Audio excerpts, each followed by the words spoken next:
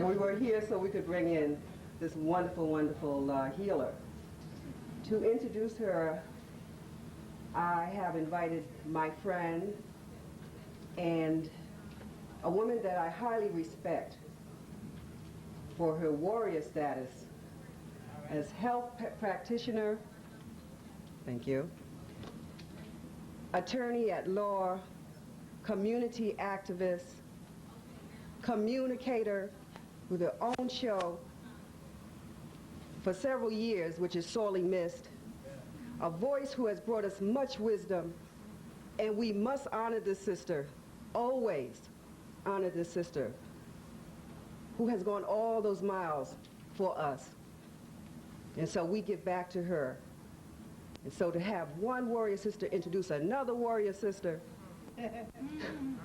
we bring you Sister Maddie Humphrey. Please give her a round of applause. Thank you. Just hold it. It comes. Mm-hmm. I don't have to worry about that. Peace, everyone. And it is really a pleasure to see everybody and to feel everybody and to be in the energy of everyone. By way of introducing Dr. Jewel Pookrum, I just like to say it's sort of like a legacy that I feel I'm privileged to participate in. The ancient art of healing has always been self-initiated, and it has always been self-sustained, and it always has been self-evaluated. And what we have come to in this country is a condition where human beings are objects of something called science and technology. We used to be objects of something called industry and commerce. And as we become objects more and more of these man-made systems that we somehow glorify, we forget the fact that we as a people were brought here as objects owned by other people. And this is the great colonial economics that is on trial today. And the reason I say it's a legacy to share with you this energy and to introduce Dr. Pookrum is because all of what she is about is in this context of rescuing humanity from the status of object to man-made systems. Because we as human beings, made by a divine creator, have the internal capacity to reflect that creator. There are no circumstances strong enough to interfere with that reflection. We have been conditioned by language, by experience, by economics, and by all other man-made systems to believe that external definitions of us are more important than internal compulsions from us. And so when someone reconnects with the priority, the hierarchy of the internal disciplines that are much more intelligent than anything man can make, when someone reconnects us with our own internal modem, if you will, in this day and age, you can understand a modem and a fax board and all that, there is nothing that man, and this is not to say woman is different, there is nothing that man can make that is greater than the one who made us and how we have been made. So it's really a matter of self-discovery and recovery that Dr. Pookrum makes her way, our way. And in introducing her, I just want to give you some of the background, because there are people here who are intellectual, people who are professional, and when you go and try to tell other people the importance of this, they want to know, well, you know, who, where, what. So let's just have a little bit of that kind of information that you can give them. And I'll skip through this, but you really ought to get this lady's biography. But her mandate is that nothing in our world has the power to make us weak, sad, or diseased if we adopt the proper attitude, diet, and commitment to wellness. Each of us can live in infinite perfection.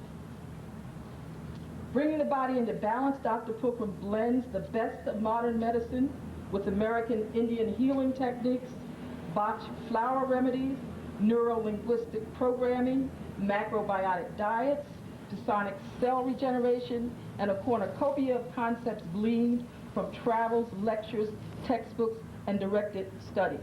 Dr. Pookrum founded Civilized Medicine Institute in 1986 to share these therapies with holistic medical professionals, and she has an ever-expanding list of patients. Now, Dr. Pookrum is an acknowledged leader in the natural healing movement. Among her most notable recognitions, she was selected by Nelson and Winnie Mandela to be their consulting physician when they were in the United States in 1990. She has hosted wellness talk shows on WCHB and WQVH radio stations in Detroit, Michigan. She's conducted lectures for major corporations, secondary education, college and medical organizations, and churches. She's received much praise for her dedication, for sharing her vast knowledge of holistic healing techniques.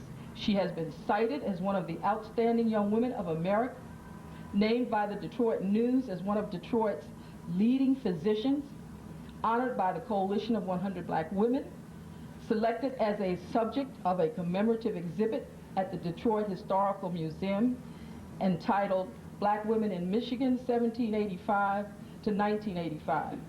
Dr. Pookrum graduated from Roosevelt University in Chicago, Illinois in 1968. There she completed graduate work in microbiology. She graduated from Creighton University Medical School in Omaha, Nebraska in 1975. I said medical school. She completed her obstetrics gynecology residency at Henford Hospital in Detroit, Michigan, one of the foremost general acute hospitals in the world. She remained on that staff from 1979 to 1981 and then went on to her PhD in nutrition from the American College of Holistic Nutrition in 1992. Now, her interest in wellness and self-initiated healing, we can't stress too much the self as the center of all of our life and our legacy. This prompted her to an independent education in foods, nutrition, and related subjects. And then she completed the macrobiotic seminars, the workshops and lectures with Michio Kushi and Michael Rossoff. She studied with J.E.W.E.L Fulton of the Fultonio Institute and the Fasting Center in Chicago, where Dick Gregory developed his fasting and nutrition plan. She attended the Iridology Institute, the International Institute of Reflexology, the School of Orthomolecular Nutrition in Detroit, Michigan, and the School of Masonic Medicine, Cellular Regeneration in London, England. She also completed a number of interpretative astrology courses, studied neuro-linguistic programming with Tony Robbins and Richard Morales, M.D., and learned ancient healing techniques in Mexico, Egypt, the West Indies, and North America.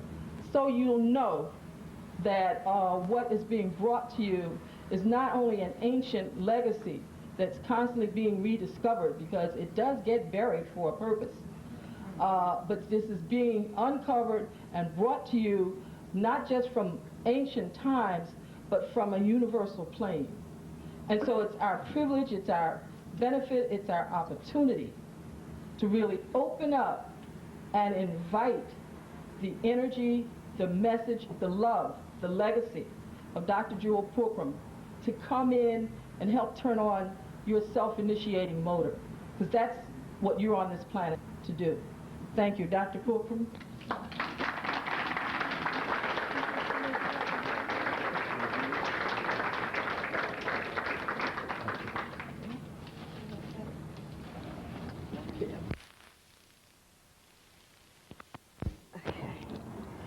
I'm going to see if this will hang on my little thing.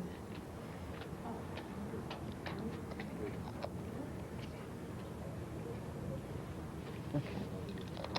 I'm going to have to put this on my clothes. Excuse me, I'm going to have to put this on my clothing. It doesn't hang on my pockets.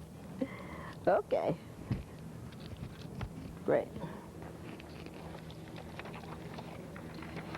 Okay. Am I on? Okay.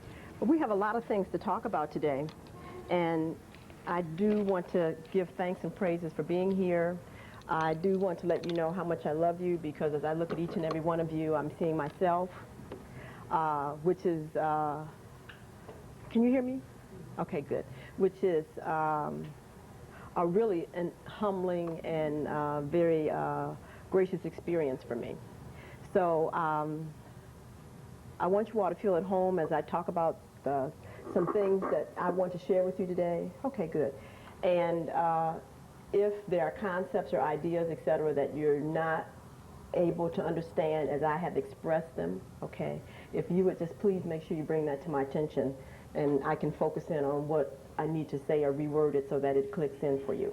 Because we're going to talk about some very, very important concepts today that I'm real concerned about that you understand so that you can apply this in your life in your own special way about how you can make things transform, because this is what we're really talking about, transformative information, so that you can move through to the next stage of your own evolution. I was looking at our flyer here, and there's some basic things that I do want to say on that. I'm kind of like Reverend Ike. He makes a statement that, you know, he never lets the topic of his discussion interfere with what he has to say. You know, but I definitely want to make sure that what's on our agenda here, I do want to address. So I learned a long time ago, because of where my information comes from, that I don't write formal presentations, okay? Interesting enough, I channel a lot of information. And as I was meditating on what was my directives for how I was to speak to you today, it came to me that the first thing that we need to get clear on is understanding the anatomy of being a human being as we understand ourselves at this moment, and then how that works through the structure of the mind. It's real important. And then from there, understanding the dis-ease processes that we're going to talk about: prostate disease, uterine fibroid disease, perhaps even cancer, if we have time to get to that today. You can clearly understand what is the real issue in these diseases so that you can begin to put them in perspective, because so many of us are committing truly universal sins. Okay, and when I talk about sins, I'm saying that we, for whatever reason, are not mastering the lesson. That's my definition of what a sin is that you're not mastering the lesson. It's like continuous failure, that we are seeing circumstances that we create for ourselves as something that we have no control over, and that really perhaps are punitive measures or a whole bunch of other things that really are not the real issue at all. So when we can begin to grasp and understand that the circumstances that we find ourselves in are always blessings, that are always opportunities to enlightenment, and most of all, a question to ask us if we're now ready to move into our God and goddess-ship initiations, then we are always able to keep things into perspective and work through them. So dis-eases, as most of us are aware of, seem to be something that most people are devastated by, that they are not understanding that these also are pre-initiations or actual initiations into taking one's power and allowing the divinity that's within them to basically take over and move them through the rest of their life on the planet. So many of us assign a lot of definitions and lock onto a lot of belief systems around the dysfunction that we created in our physical bodies that, again, take us off into a whole different lifestyle that was never, ever the intention for us to experience. So when you can begin to understand how you are functioning in this dimension as a modality, then the dis-eases that you might have or have had in the past that you are still being asked to master, because surgery is only palliative. It is not ever corrective. And that's very important to understand. So if you've been post-surgical patients for whatever reason, even if it's been because you needed valves reconstructed or whatever else, etc., the dis-ease entity is still there and being asked to master. So there's a lot of still stuff that's lurking in our, what I call, other subtle bodies that we still have to clear out, which is why we still have this discontentment and a lot of other things that are on this dimension. So if I can just move to my overhead here, and we can start doing some work on understanding what's happening with the mind, then I think we can move on. Am I on here? Okay. And I think you'll also be able to see, too, the importance of how melanin is really going to be operating. No, am I on? Did I turn it on? Oh. Can you hear me? Okay. So please pardon my back, but I would like for your attentions to be on the overhead. Can we have some lights out? Is that possible?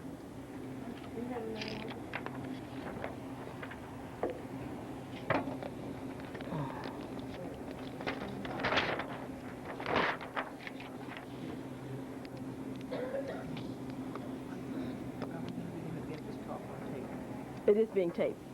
Okay.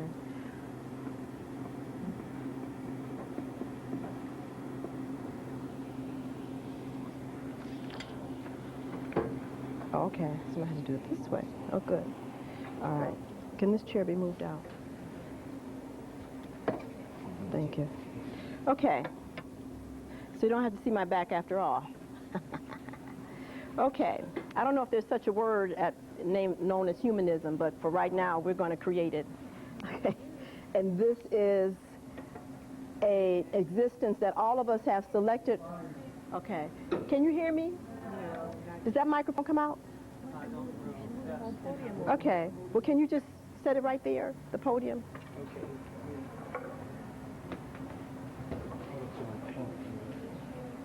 Just come with us.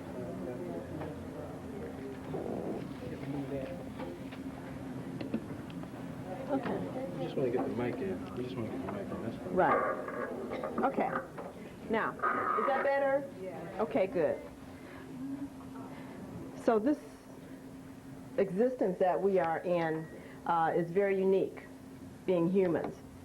And the first portion of my short life in this dimension, I was real concerned about why I was here and what the deal was, because it was very uncomfortable for me psychologically up front initially. I don't know about many of you, but I remember what's been happening with me ever since I was 1 year old. So I've had a lot of stuff on board that I had to look at. And asking some questions, I had to get some answers. So now these are revelations for me. And as I've had experiences, not only in this dimension, but in other dimensions, etc., this is information that I'd like for you to put on board and entertain and ask that it be revealed to you whether these are your truths. That's very important, okay? But for me, these are my truths, and this is what I was told on a universal level for us at this dimension, what's really happening, okay? Is everybody clear on what I'm saying? Okay. And it's real important that you begin to always ask when you collect data if this is true relative to you and what your purpose is at the moment, because you're always accountable for the present. Yes, ma'am. Are you saying that this is what we should find important for us? Well, I'm saying that this is data, okay, that you need to seriously consider and evaluate if it has relevance to you, okay? But for me, it definitely answers some questions to allow me to continue to complete my picture of how I was supposed to function in this dimension and be of assistance to myself, which is obviously to you, okay? One of the things that we are having some real issues with is the term God and goddesses. Okay. Gods, for all practical purposes, as we know ourselves, are actually males and goddesses are female. Okay. And they do exist in this dimension on this planet. Okay. And depending upon where your state of consciousness is, determines whether you are just male or female, man or woman, god or goddess. Okay. Because these are states of consciousness that are then controlling a particular vehicle known as a male or female body that actually allows that body to elicit and demonstrate certain properties that otherwise cannot be seen in these vehicles known as human bodies. So males and females act different than men and women, and gods and goddesses act different than males and females and men and women. But when you look at yourself, depending upon where you are in your consciousness, you can be in any of those categories. So do understand that these are actual relative states of consciousness that you are and have the opportunity to experience. Now, information was shared with me that there are always, at any particular moment, over 5 trillion souls that are waiting to incarnate into this dimension. And that those individuals who are able to incarnate into this dimension automatically are potential gods and goddesses. So that means then being able to be a human being in this dimension already gives you god and goddessship, but it is something that you have to awaken into. God and goddessship also is a physical state of existence, because depending upon your awareness, there are certain parts of the brain that are functioning and that are not functioning depending upon how you are seeing yourself. So males and females only have certain parts of the brain that are activated. Men and women have certain parts of the brain that are activated, and gods and goddesses have certain parts of the brain that are activated. So it's not coincidental that when they decided to basically do autopsies and look at brain tissue of some of these so-called great people versus some people who had not done much with their lives, they recognized that the brain size was different. They recognized that the amount of wrinkles in it was different. They recognized that the actual size of the cells were different, and the amount of neurons, which are the little nerve endings that come off of a cell, also had different webbings. So neurons are really cute because I always think of them as humans. Okay, they look like that. So they have little arms and legs and kind of like a point, and then they have these little things that come off of them like little arms, spider networkings that we call dendrites. And individuals who are really doing a lot on other levels other than just the use of the physical body have tremendous webbing and networking of these little extensions of the cells of the brain. So we find that depending upon what people are able to actualize in their physical body and what they do on a day-to-day basis, etc., they have a different brain structure even, okay, to be able to accommodate that. And this is, again, why we're going to have to understand the importance of what's happening on all of these other levels. So that means then that if you have been born into this dimension, understand that there are 5 trillion, I guess if that's times 10 to the 16th power, 5 trillion other folks that are sitting here waiting and we're hoping to be able to get into your place. Now, so you have to understand how profound that is, because when we have individuals that are sleeping on the curb or basically feel that they can't afford to feed themselves or whatever their story is, etc., they are totally, as we say, blinded and truly are operating under a veil, not understanding that there are 5 trillion people who are just even waiting to get here, whether their body is distorted, whether half of it is only working, whether they're here blind, deaf, or etc., they still come with the capacity to be gods or goddesses. And to get here to this dimension is very important in our whole completion of our whole evolution of who we are. So therefore, that means that if you're here, everything that you need to be able to function, you already have on board. There's not anything outside of you that you need. So that begins to put a lot of different experiences into perception and perspective, because having parents, per se, is a particular gift and gratitude, but as we know, it's not a necessity. Okay, and there's all kinds of people that have all kinds of stories that basically never knew their parents, all they knew was an institution or whatever else, and have come here and done all kinds of incredible things. We have people who have been born blind, they can't hear, can't talk, etc. Helen Keller is a good example that has left a whole educational institution here for everybody after her to be able to interact with other human beings who can talk and see. We have individuals here who were born with no legs, etc., that go skiing, canoeing in the Adirondacks, all kinds of things. And it's like they were able, with their state of consciousness, they're now moving into God and goddessship capacity to look at a matter, take bauxite or whatever else and make steel with it to form that into an appendage for themselves and wire it up and do all kinds of things so they can still swim and canoe and do all these other things. And it's interesting because there's a whole video about these people who are, by our state of consciousness, normally would deem them as being profoundly deformed, that are doing all kinds of things that most people who have arms and legs and eyes and ears, etc., never even attempt to even try to perform. So the question is why? I mean, how does a person who goes to the Adirondacks, and if you don't know what that is, that's a real remote place up in Alaska that you have to take a whole ship to get to, that you live on top of a glacier. And nobody basically is up there, so you have to be totally self-sufficient to be able to swim, feed yourself, a whole bunch of other things. You just are visited by the seals and the bears. And they intentionally just go up here to be able to see if they can survive. And they have to wait till the ship comes back around again in 3 weeks or a month or whatever to come and pick them up. And when you have people who intentionally are going into these kind of environments with half of a body, or they have to bring all kinds of appendages and things to function, and are able to successfully do that, and then you see a person sitting on the corner who can see, hear, walk, talk, etc., that's asking you for a dime, you have to understand that the issue here is consciousness, and that's all that the issue is. And you must understand that that's all that the issue is consciousness. Okay? So, what's really going on here? Now, most of us are still thinking that we have this physical body, and perhaps maybe some people might talk about a soul quality, essence, etc. But the key here is energy, and we're coming more and more into the awareness of that, even though the gift of the African is the fact that the African always knew that, but for whatever reason decided to forget it, which is part of our reawakening. Okay, but everything is energy, and there's nothing really solid in this dimension, as I've said before. Okay, what we actually are dealing with is a state of consciousness where we are only allowing ourselves to actualize reality every 7/10 of a second.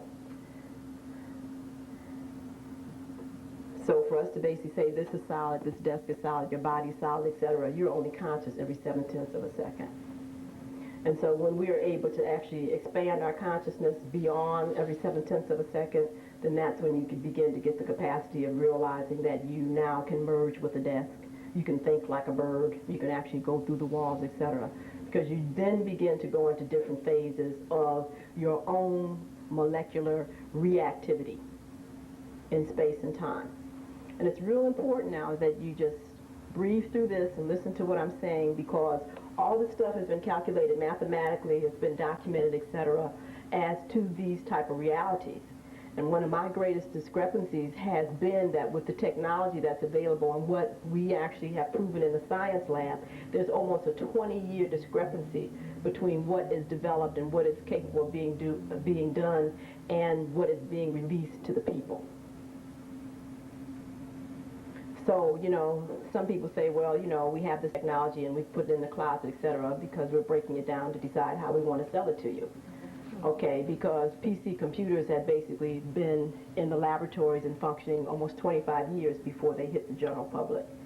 But it was actually a determination as to how they wanted to break it down and sell it to you and do the whole software, etc.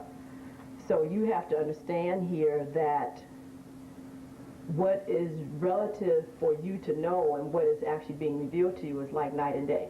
And there's no reason why you can't know these things, but you first of all have to be willing to answer some questions, because nobody can keep information from you. This is something that you have to understand, because everything that has ever happened on this planet is actually recorded in the actual solidification of the planet, which is known as quartz crystals or crystalline structures, or in the ethers, which is known as the psi bank.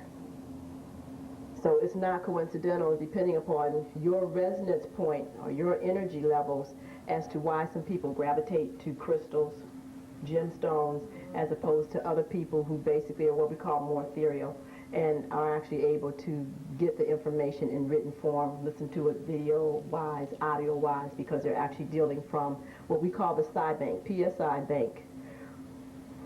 So for those of you who fly a lot, it's interesting because it's like a haze that actually is around the planet, that is actually all the memories and all the thoughts of all humans that have ever embodied on this planet.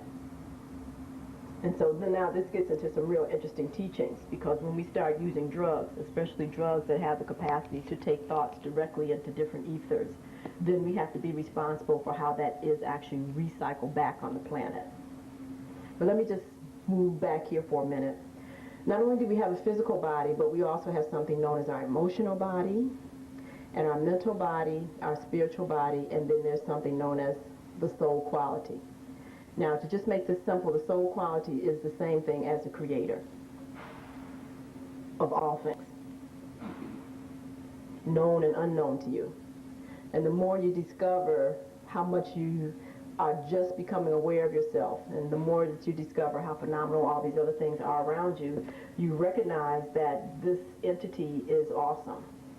It was very interesting. I was young. I didn't really have much respect for the creator. I was like, right, okay, you can just keep this kind of religious stuff to yourself. But as I began to just look at the fact that here we have an entity that basically knows every thought that you're going to think before you ever think it, and has already made solutions for it and an infinite number of choices for you to make. Just right there, that's just awesome. That there's something has this kind of intelligence, that all this is already done, even before I even recognize that it's done. I mean, that, when I finally was able to just understand that had already happened, was just awesome. So it's like, well, what does that look like that would do that? Okay, and what's so amazing is that obviously it looks like everything. And so that even begins to be awesome when you realize that you're actually looking at yourself at a level in all of these different things. You know, that is truly a state of consciousness. It's very interesting. And as we have looked more and more at the human brain, etc., it's very interesting that scientifically this is true. In the Museum of Science and Industry in Chicago, they have a whole humanistic science department where they have a huge heart that you can walk through and just a lot of other things. But one of the things that's most phenomenal is the fact that they have embryos and fetuses, okay, but they have embryos from most major animals and at different stages of development. And they've actually taken them and put them in a glass case. They're in formaldehyde along with the development of a fetus and a chicken and a pig and a fish and a rabbit and all these different things. And when you look at them, they all look the same. And then it's a marvelous thing that happens because it's actually like a tree. So as all these embryos develop and they actually look all the same, then for whatever reason there's a branching off. And then finally the chicken, you know, the cells go into some kind of different formation, and then at that branch we get a chicken, and then at this branch we get a rabbit, and then this branch we get this. And then finally you see the embryo progress and it actually turns into a human. But see, what that really says is that the genetic information of a human has all of this information about being all these other animals. So then when you begin to understand that, then when you look back into, for example, the Tao, which are the secret teachings on this level in the Oriental history, etc., and you begin to look back at a lot of the hieroglyphic indications with animals, etc., you realize that these animals really are more pictorial descriptions of properties that human beings have within themselves to use under certain circumstances. So I think the Native American Indians are much more descriptive when they talk about, for example, that to get a particular task done, they actually use wolf medicine. Well, what they're talking about is that they have the capacity to take on that consciousness because of that type of behavior that is the solution to this particular problem. And these are all within our genes. So it's very interesting what we're finding about the genes. So this soul quality is the essence of everything. So when you look at yourself, again, you're also looking at the creator of all things, which is awesome. Spirituality, by definition, and this is actually a body. It is a body, and it can cause you a lot of problems if you're not true to yourself and consistent. The spiritual body is how you tell your body to function based on the information that you have in your mental spiritual body. So spirituality is your capacity to be consistent with what you truly believe and feel. And so for whatever reason, when we know that we have certain belief systems and we know we have certain feelings and we ignore that and force our life force energy to carry out behavior that we emotionally, mentally, and soul quality know we don't want to be dealing with, then right away there is an infraction of the spiritual body and it will manifest as disease. And 95% of the people, especially here in America, function on that level every day. They go to jobs that they don't like, they perform functions at home or with other people, etc., that truly are not what they want to be involved in. When we go through how the mind works, etc., you'll find that that's going to be real interesting. And you can never be at peace continuing that kind of behavior because of the chemistry that it sets up in the physical body and the destruction of the tissues that it causes. So there's something known as the pyramid of the mind.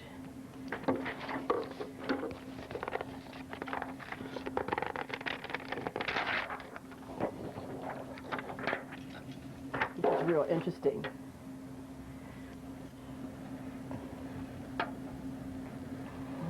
Okay, and this tells you how your mind body contains the type of information that it has. Remember, all information is a frequency of light.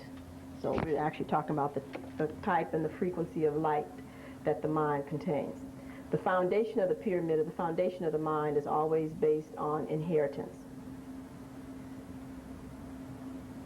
So that means that every generation, just up front, immediately, is imbued with 7 generations of the mother's and father's side of the family of information.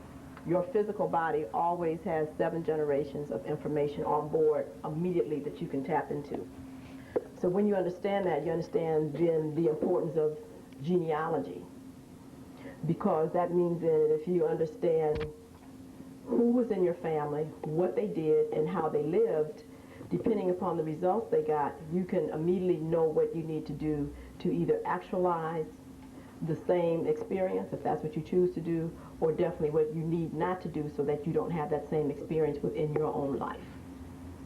That's why genealogy is so important. So it's not just coincidental that the Stuart and Tudor family over in England make sure they scrutinize everybody's genealogy before you get up into the castle, because they don't play that, because they know that basically you're just not bringing yourself.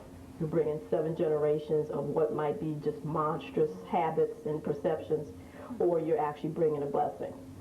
So that's why those boys were not able to just bring up in there anybody they wanted to take and sit on the throne. Their genes had to be compatible with what they stood for and what qualities they wanted to see in those kids.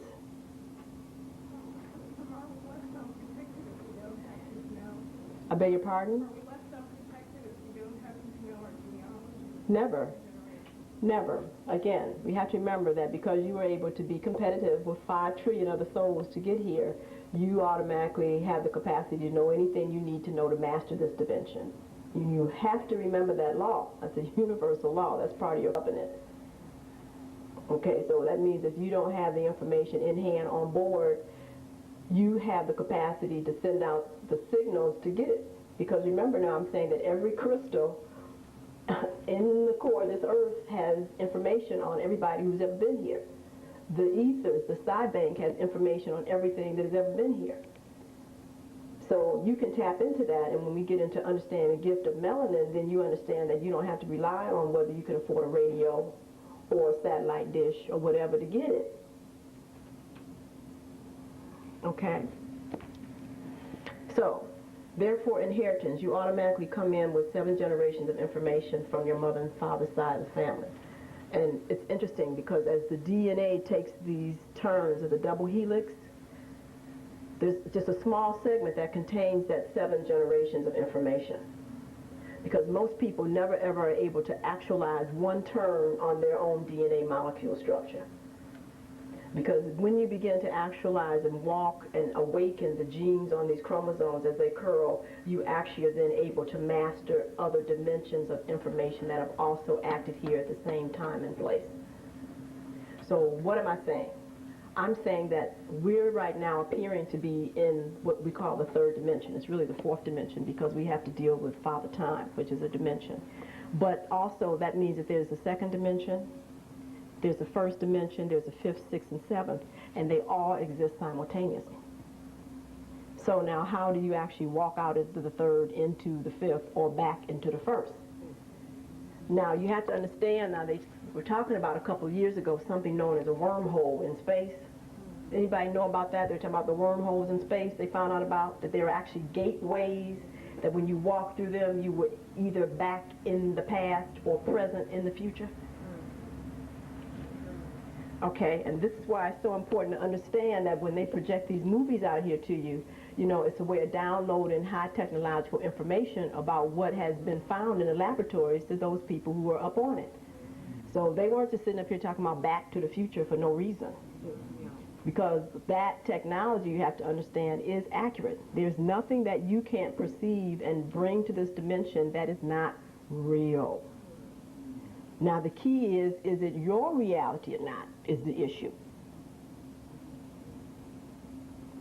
So there are what they call wormholes in space that they recognize that because space actually turns back on itself like a wormhole, if you've ever cut into the earth and seen how a wormhole goes like this, that when you actually move forward, you actually can be going back into the past, or moving backwards, you're going into the future because space is actually turned on itself that way.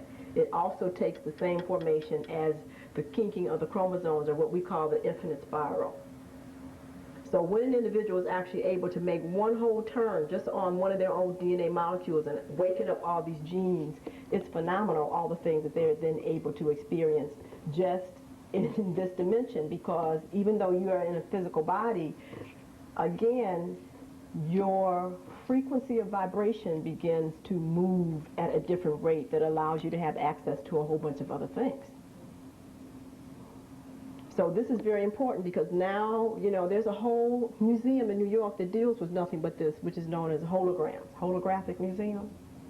Okay, and this is all they're actually dealing with, is that, you know, many of us may be even interacting with holographic images and experiences, and we don't even realize that. I got a real interesting article, and I thought it was fantastic. They were saying that, you know, the whole phenomenon of Jesus Christ was really nothing but a holographic projection from one of the other star systems. I was like, now, wow, that's heavy. I'm like, you mean to tell me that this was just a light show?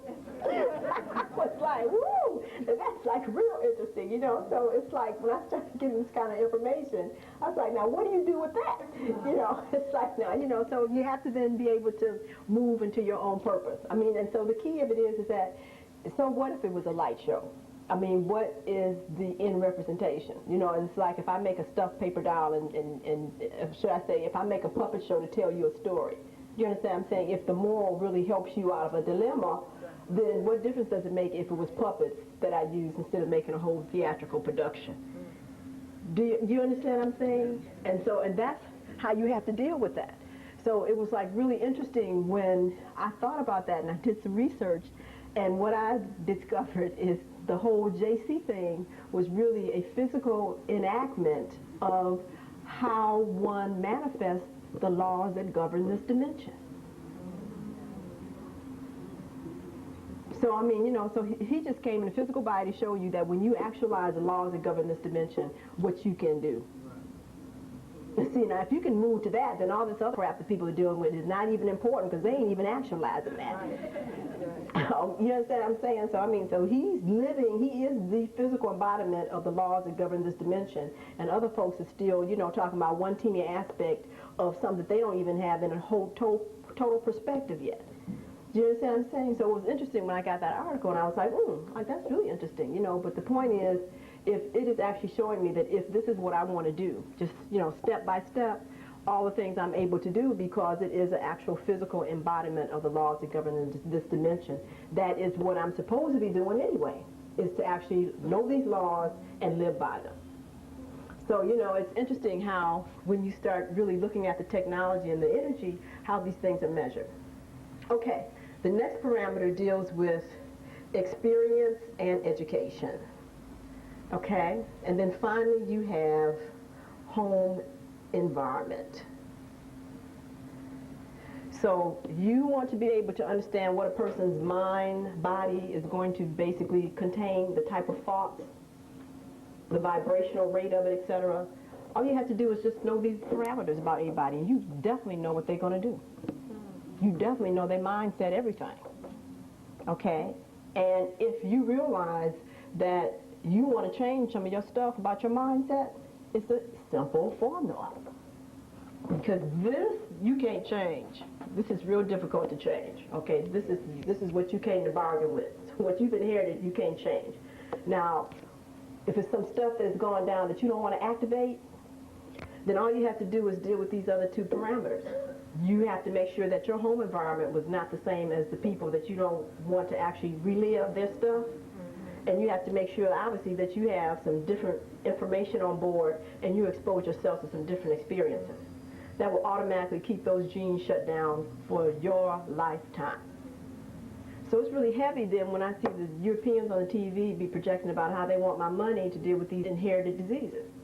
And I'd be like, well, that's interesting. I mean, why should I give you some money for a formula that all you have to do is just live? So if you don't want to have cystic fibrosis, then we just basically need to give some different information on board, which, like, for these people, they need a different diet. They can't come out drinking Kool-Aid and pop and eating McDonald's. Do you understand what I'm saying? Which is the home environment and some different information, and they're not going to have cystic fibrosis symptoms. So when we talk about people coming out having these genetic diseases, I mean, well, they're going to go back to the same old home environment, and they're going to come in with the same old information. Oh, yeah, you're going to have the same disease because you automatically activated the genes, because the genes need this pyramid completed to become activated or suppressed. So we talk about that genetically as being phenotypic, which means that's what's being demonstrated on board right now. That gene is active and is actually telling the cells in your body how to function, or it's what we call genotypic. That is that we can identify that you have this chromosomal aberration, but for whatever reason, it's not affecting your life. Cells are not responding to that information. And so genotypically, you cannot change or inbreed out a particular undesirable trait or permanently inbreed in a particular trait for 7 generations. It requires it to be permanent. So that means that if there's some attribute that you don't want to deal with, you can suppress it, but for your children, you have to make sure that they honor this, that they have a particular home environment and they have information on board so that they understand that they also have to live this way so that that gene does not become activated. And it requires 7 generations of that kind of lifestyle and awareness before that gene is erased. So now, does that sound like a software program or not? A disk here? You know, so you have to understand that all we're ever doing is reproducing ourselves in our entire society. Okay, and it's really interesting. I remember when I went to go buy my first computer, and I just automatically knew that I needed to have 2 disk drives. So when I went to the store and I said, okay, I want my computer like this and I need a hard drive, you know, because everybody's got memory. So, you know, we got information on board, but we got to have a hard drive because we got to have stored memory, you know. And I said, I got to have 2 disk drives. And he said, well, why do you want to have 2 disk drives? I said, well, everybody has 2 eyes. I mean, that's actually able to see, you know, immediate and then have perception of depth, etc. And he was like, I've never heard of such a thing before. And I'm like, well, that's just common sense. I mean, if you ever talk to a person that only has 1 eye, that's all they can do is see an image, but they have no idea of the depth of it, perception, and its orientation in space. So he said, oh, we don't have anything created like that yet. And I'm like, of course you do. It's just that you don't sell it.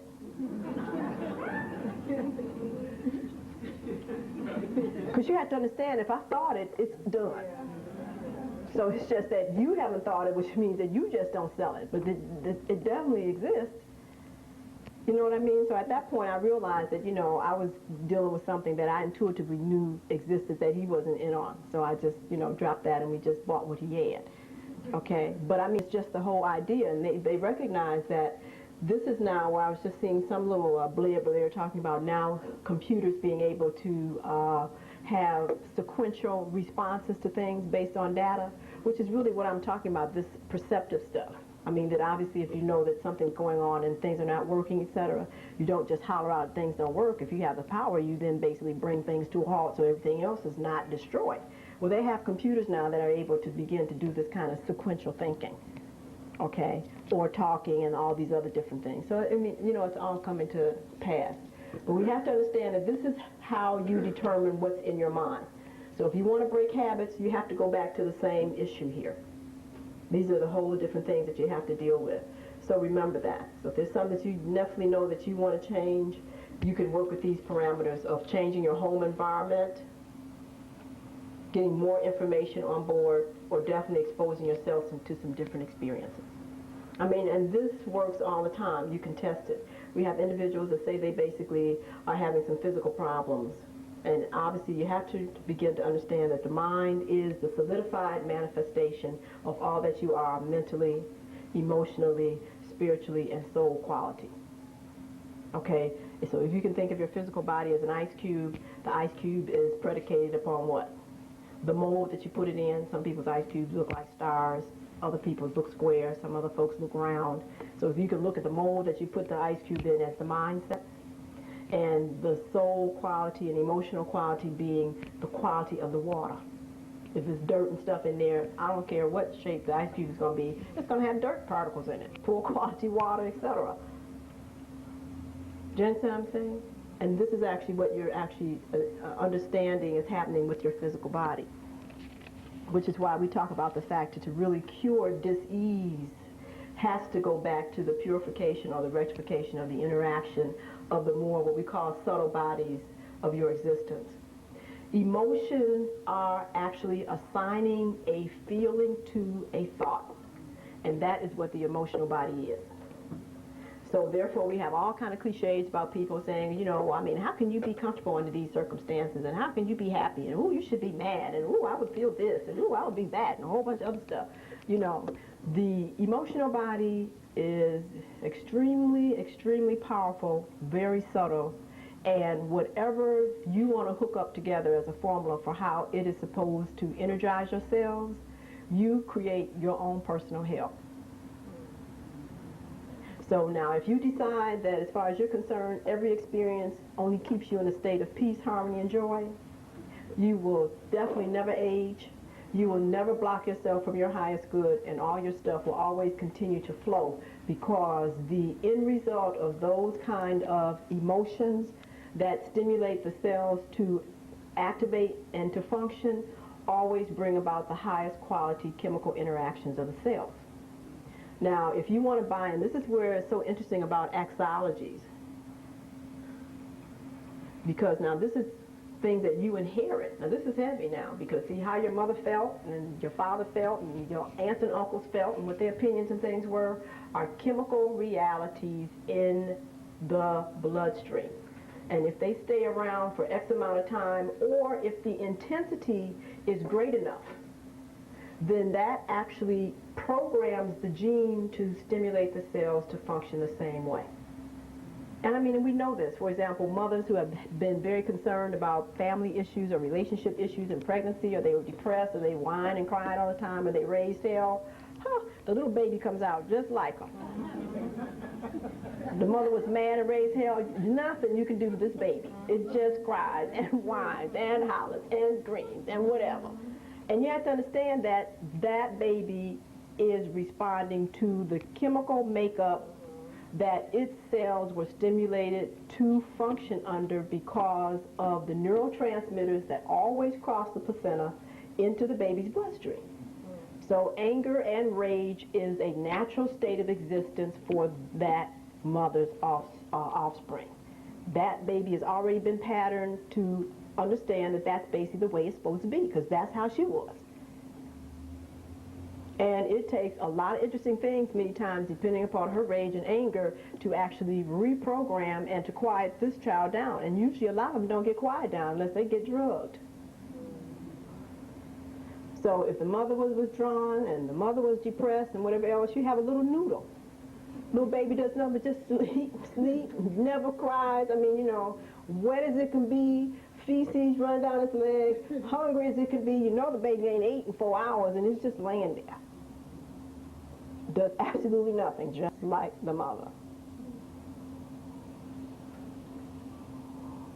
So we have to begin to understand then that, you know, I used to think that was wise tales about, you know, the women who are pregnant need to be in certain circumstances and whatever else, etc., you know, but this has all been documented scientifically, because all thoughts are chemical realities to the body that cross the placenta.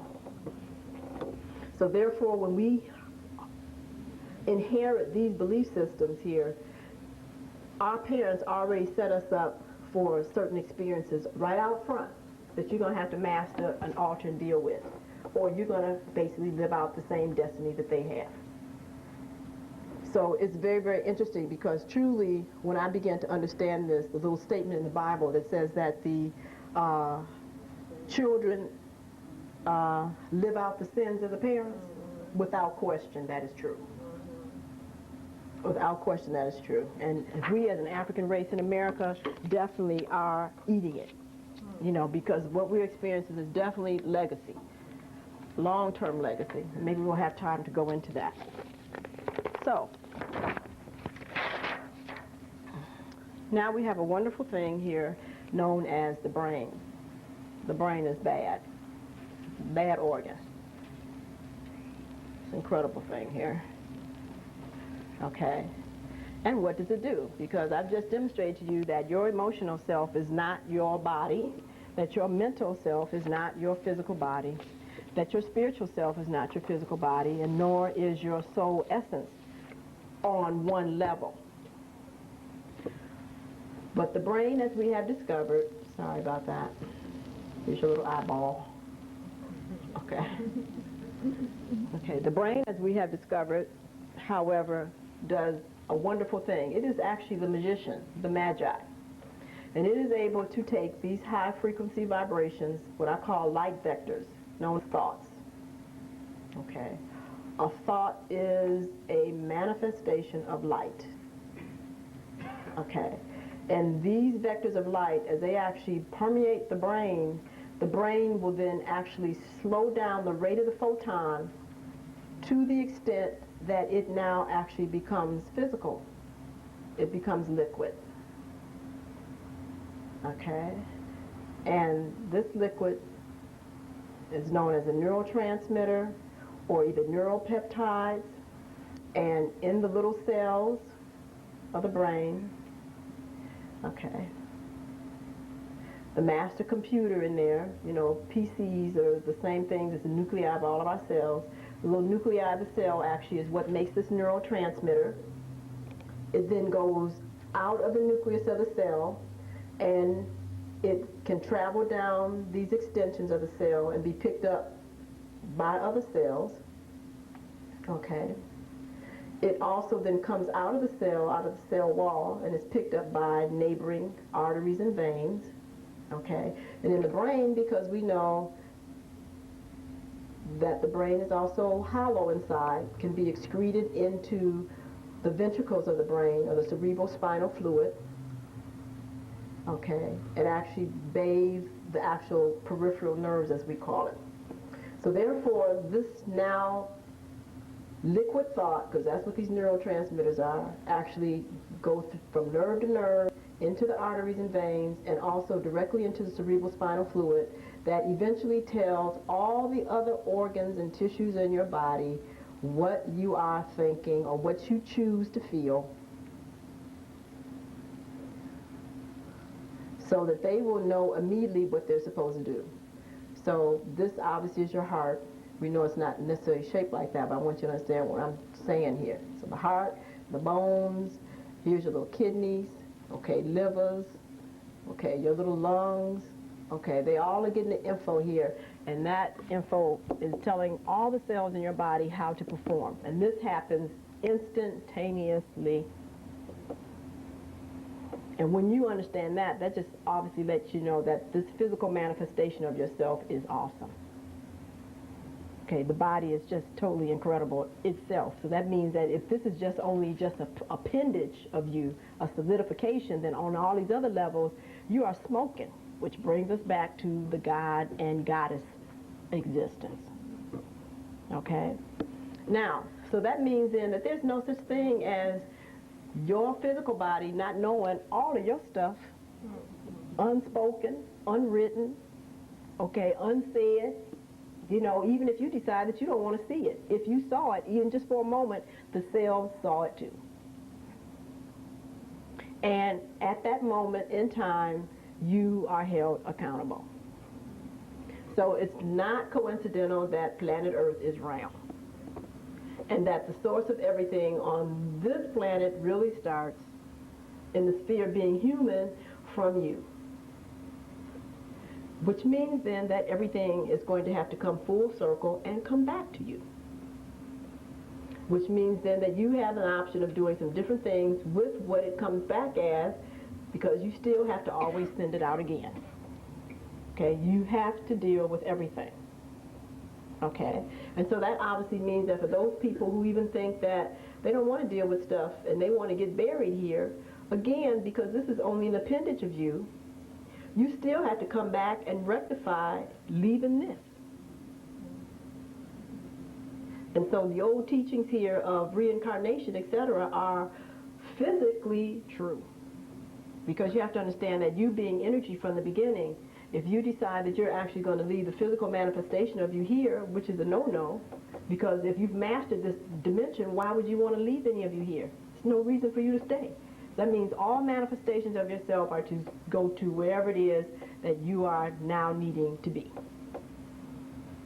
Okay, and if we want to then continue to think about you, etc., we can capture you in writing, on videos, or whatever. But as far as a carcass being left, No. This is definitely not a reflection of mastery and mastership. So that means that whatever you allow to basically separate you from your other four bodies, that lesson has to still be mastered. So someone asked me a while ago about, well, what happens to little babies that are born with all these different arrangements that they come into, whether it's deformities or diseases or whatever else, etc. They're just picking up from where they left off. Okay? And that becomes very, very interesting.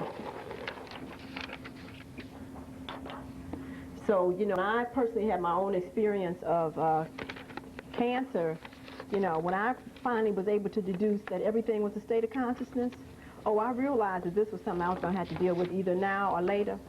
Okay, and to me it didn't look like it was much fun dealing with it later, because seeing what I had saw other folks deal with theirs later, it was like real discomforting and painful. I was like, oh, no.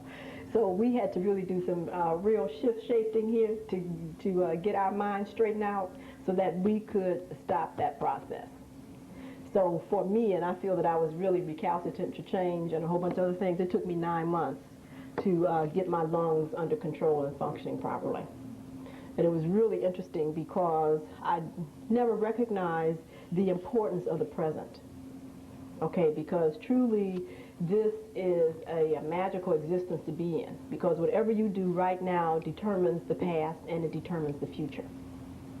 So when you understand the importance and intensity of the present, you never have to move out of your awareness of time and space except for here. So these little things that talk about be here now, and all you ever have is the present, it's really true. Because what you do today, what you're thinking today, etc., automatically sets the foundation for the future. So it's not anything that you really have to necessarily plan for when we talk about planning from what I call a linear perspective. Does that make sense? Okay. Because if the proper things and understanding of the application of the laws are done today, then they automatically are self-perpetuating. Okay, and that says a lot about many of the institutions that we've gotten involved in. Insurance companies, banking, a lot of stuff. And it's like when you begin to actually look at how the laws function, and you realize that these institutions, most of them function against the universal principles and the laws of how things work. Okay, because it's like your state of consciousness is your only true insurance policy. Okay, so you want to talk about investment and insurance policy, then that means you really got to get your head screwed on right. Okay, that's the insurance company you want to invest in. Okay, I mean that's the true insurance policy, because whatever's in there is truly going to determine your past and your future. Okay, and we need to understand that. So obviously there's no need to pay for coffins and a whole bunch of other stuff if you understand that that is not even an experience for you. I mean, that is a waste of money. So it's some very interesting things that are going on, but I just want to make sure before we move on that everybody is clear about what is happening with the mind. Let me just introduce one more thing that's real interesting here. So what we're doing right now is that we're going to basically be looking down on top of somebody's head, where we've opened up the skull here. So I'll put their little nose out there. Okay. And we look down on top of their brain, it looks like this. And there's some little things that crisscross in here. Okay, but we have something known as the right and left lobe of the brain. Okay, and they do different things. Just like the right and left kidney do different things. Okay, and what we have discovered is that the left lobe of the brain actually deals with the collection of data. Okay, so it's the data area. Okay, and then the right lobe of the brain actually deals with integration. Okay. So it's interesting, the right lobe of the brain actually knows all the universal principles. Okay, it knows your purpose, it knows all these different things here about you. And it expresses itself definitely through the emotional body. That's why I'm saying this is the one that is so powerful. Okay. Especially in sleep. Okay. Especially in sexuality.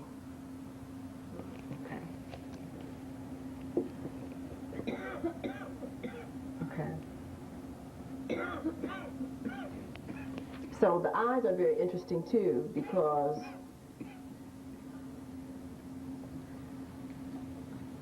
the brain takes its major stimulus from the eyeballs, and vision happens in the back of the brain for most people. Okay, so we see back here in the back of the brain, but there's some interesting things that happen here.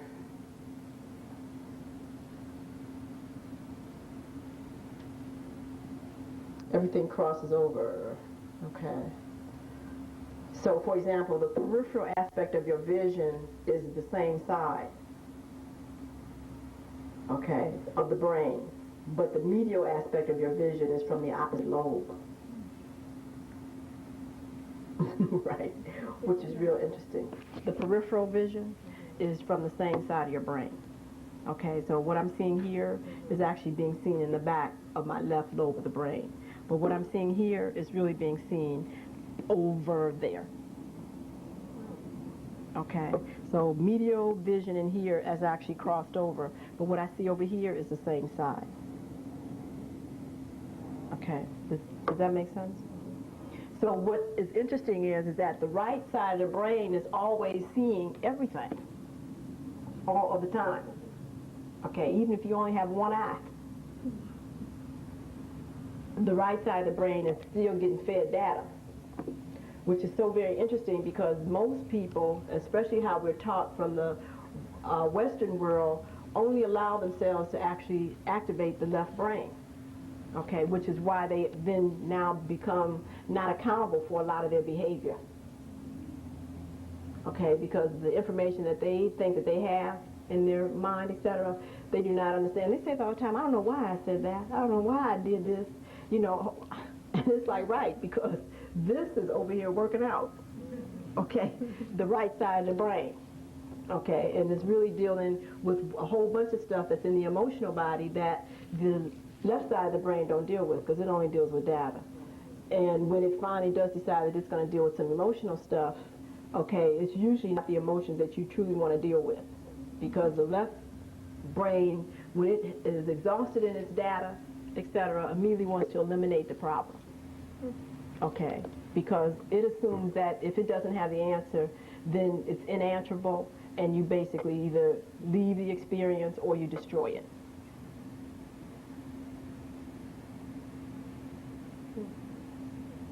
So it's always left brain activity that you see when people are dealing with violence, wars, the refusal to basically continue to try to process or get an understanding. See, that's all left brain activity. That's where people are coming from. They're not willing to basically switch over and investigate other options. And it's really interesting when you haven't been taught how to basically utilize right and left brain activity, it becomes very threatening to do so, because in your conscious mind, you don't even know anything about your right brain, nothing, and no options.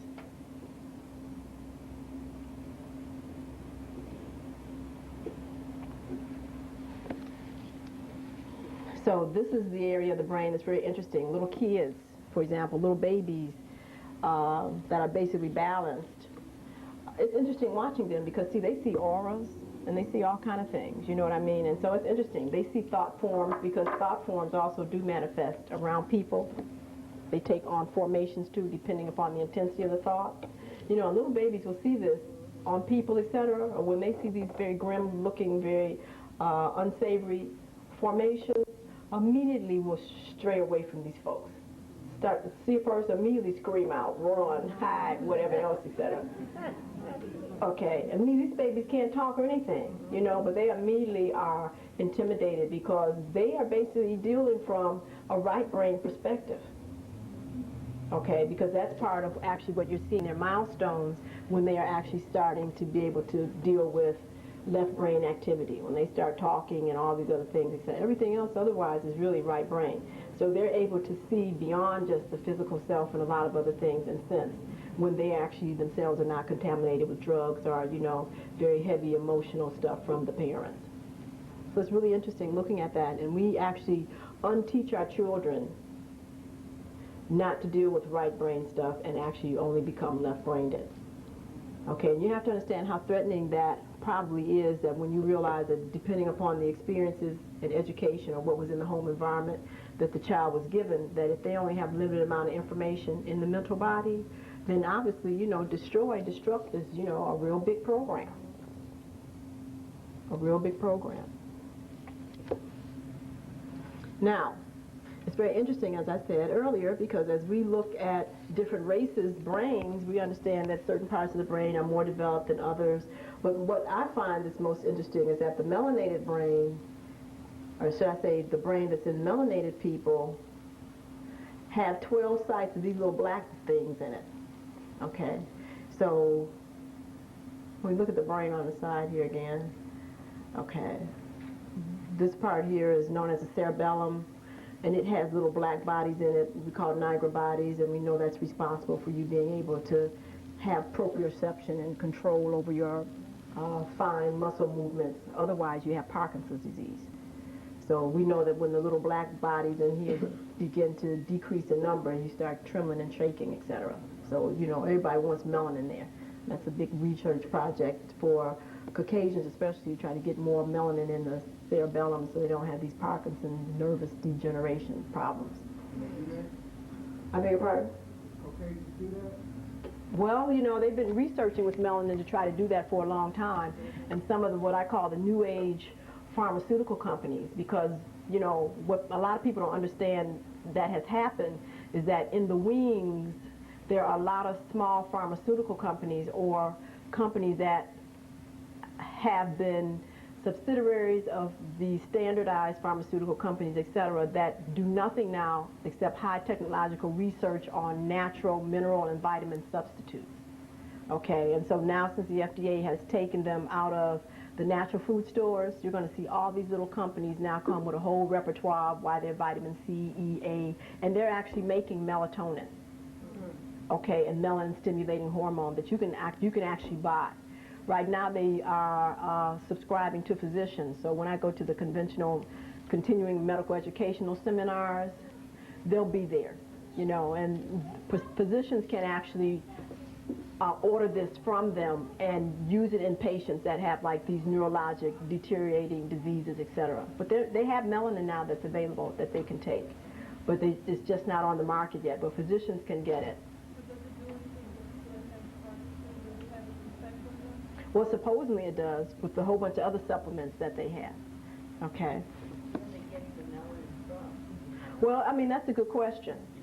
Okay, and it was interesting because I know one company I was real interested in trying to get some information from them, but they wouldn't even send me any information back, etc. on that. So it might be from other animals, it might be synthetic, etc. Most of the melanin that I'm seeing, though, supposedly they're saying synthetic. But then now there's one company I know that does use placenta, okay, which I thought was like really interesting because, they really give people a real big hassle about their placentas, which, you'd be wondering why. But a lot of placentas are in makeup, anti-aging creams, etc. We're talking about human placenta, okay? And this is what they're doing with a lot of the fetuses, too, okay? Because, see, you have to understand that when you look at an institution that can house 2,000 or 3,000 people, a hospital, and you look at the rate of, spontaneous abortions, which is what we call miscarriages, okay, or women that are actually having voluntary interruptions of pregnancy, what are they doing with all this tissue? Okay, but if you go down in the basement, the path lab is no bigger than this room. So where is it? Okay, and it's a whole big market. It's all being sold. Okay, and we need to get real clear on that. And it's like, something that the medical personnel just kind of act blind to, and it's really interesting. And that goes into another whole teaching about how working for companies that don't have humanity's highest interest in mind is a karmic debt for everybody involved. See, because people want to jump up and cry that, well, all I do is clean the toilets, or I'm just a nurse, and all, but the point of it is that if you didn't clean the toilets, and if you didn't, be the nurse there or whatever else, see, the company couldn't continue to be destructive at the level that it is to humanity. Okay, but this actually moves into another God and goddess awareness of how powerful you are and how just your presence on the planet is actually also contributing to these devastating end results. Okay, so as I said, so everybody's very meticulous about making sure that the tissue gets down to the path lab and whatever else, etc. Not having any idea per se, or just deciding that they're just not even going to think about it, what is actually happening to it that might be actually destroying them. Okay, and so it's interesting how the hospital staff themselves don't even ask for accountability of where the tissue is going. So it's just kind of an unspoken thing. So I just find it very fascinating when I look at these new versions of Frankenstein and Dracula movies, how they very much so are reflections to what's actually very much going on in society. Because there's no way that you can actually demonstrate that the Red Cross is not actually Dracula in situ. There's no way. The Red Cross is actually our modern Dracula. How can you tell me it's not? What can you tell me it's not? Exactly.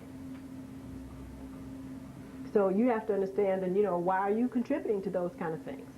Because if we're talking about the fact that we don't know what the body can't do, I've had patients walking around going to work for years with hemoglobins of 3. Now to me that was astounding, but they just refused to have transfusions, and they were working 8 to 10 hours every day. So then is it really true then that I got to have a transfusion if my hemoglobin is 6?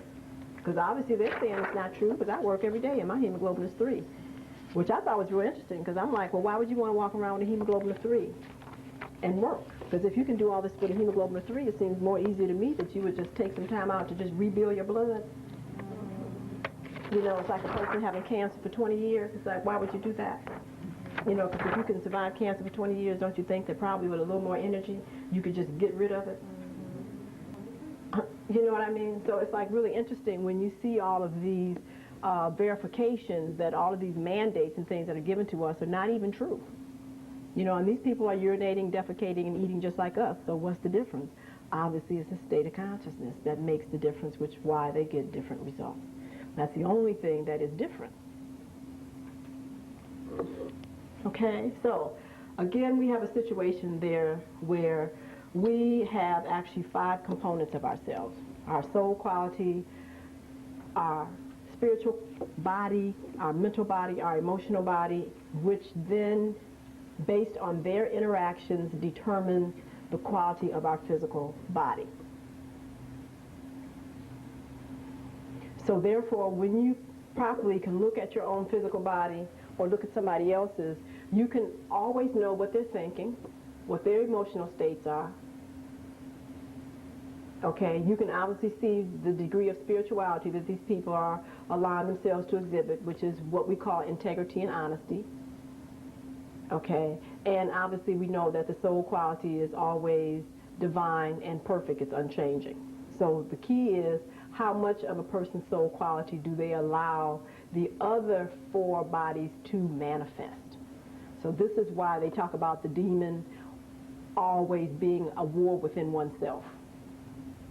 Because if you have belief systems, lifestyles, etc., that are filtering out a tremendous amount of this quality, we see it on the physical level. It manifests in all areas of your life, this diminution.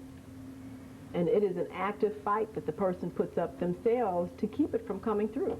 Because when you take the time and really sit down and talk to them about their belief systems, you can see that the things that they believe in and the things that they hold as a reality for themselves, they can tell you right away it's uncomfortable and that they don't like it, etc. Or this is all they knew, or this is what their parents told them.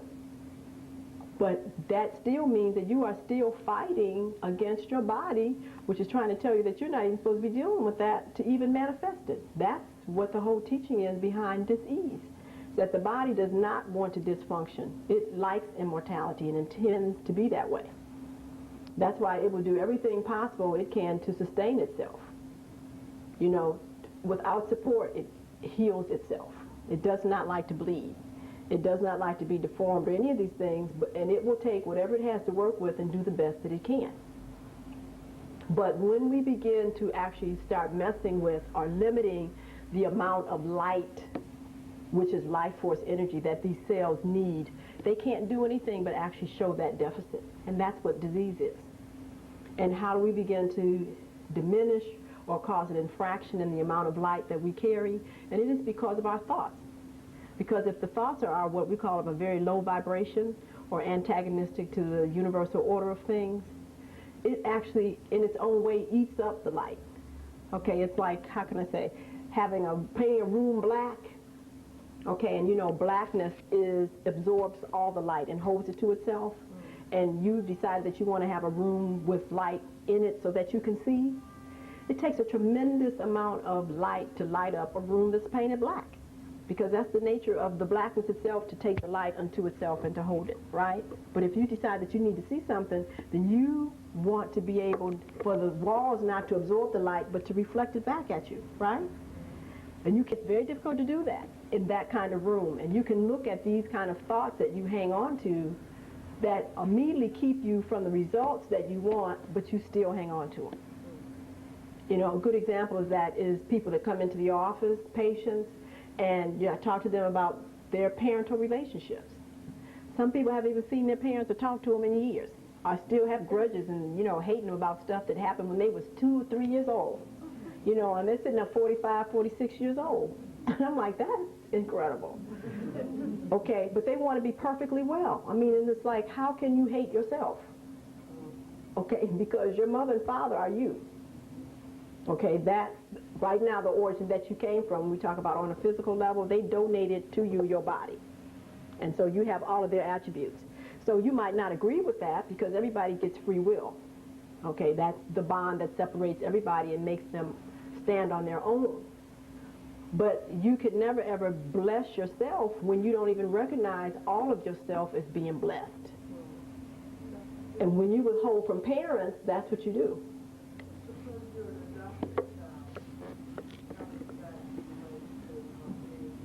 But see, it's no problem with that if you don't have any mental anxiety toward being adopted. Okay, now if you're just pissed off, because, you're pissed off at whoever they are, you might not be able to point the finger, but I mean, you're just really upset by the fact that they didn't want you. Okay, I mean, it's the same effect. Do you understand what I'm saying? Which actually relates to the adoptive parents don't have a barrier towards the adoption. Oh, right, because the key of it is like, it's very interesting. And you have to pay attention to the detail here. Okay, listen closely. Again, everybody earns the right to come here. Everybody selects how they come here, okay, because this is a free will zone, and it's a place to basically take care of some details that we have refused to master in the past, okay? So that means that, while you're here, because everything is always constructive, the universe always perpetuates itself.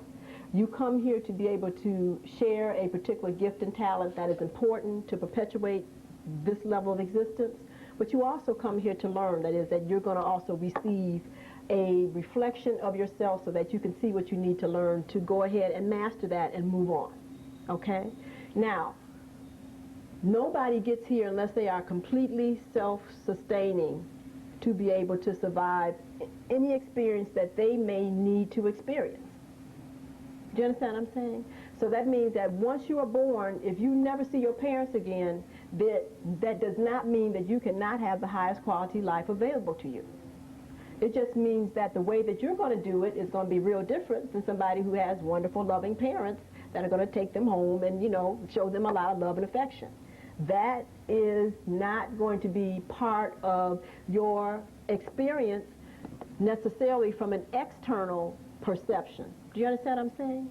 So it's interesting because many times, for example, when I look at people who have what this society demonstrates are, should I say, defines as less than, quote, optimal circumstances to be born under, usually these are attributes that the individual has not learned how to develop within themselves. And so it's a natural human male-female, woman-man characteristic that if something is given to you already, that you usually do not really, as I say, take it to heart and appreciate it or learn how to be able to really do it for yourself. Do you understand what I'm saying? Because usually it is really, truly a god or goddess that, even though there are things that are given to them, will always maintain a relationship of respect and gratitude for it, and always know that at any time it leaves its presence, that it's wonderful and it's okay because they already have it within them. There's a whole different awareness. Do you understand what I'm saying?